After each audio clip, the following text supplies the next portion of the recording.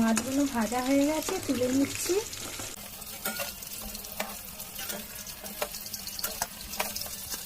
এই তেলে বাকি মাছগুলো ভেজে নেব।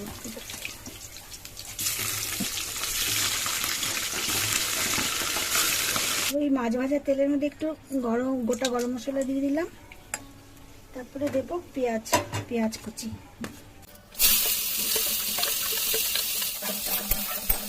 এর মধ্যে দেবো টমেটো কুচি। এটা একটু ভাজা ভাজা হয়ে গেলে তারপরে এর মধ্যে জিরে বাটা আদা বাটা দিয়ে দিচ্ছি। জিরে বাটা আর আদা বাটাটা দিয়ে দিলাম। তারপরে সামান্য একটু রসুন বাটা আর লাল কাঁচা লঙ্কা বাটা,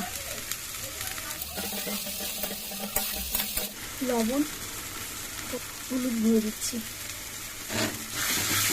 আর এটা কষিয়ে নেব। কষানো হয়ে গেছে মশলাটা, এবার আমি নারকেলের দুধটা দিয়ে দিচ্ছি।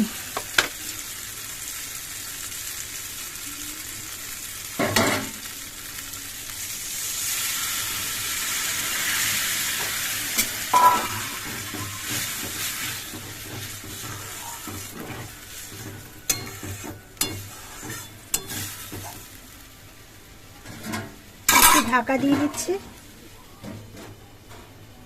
ঢাকনাটা খুলছি। এবারে মাছগুলো দিয়ে দেবো, ঝোলটা ফুটে উঠেছে।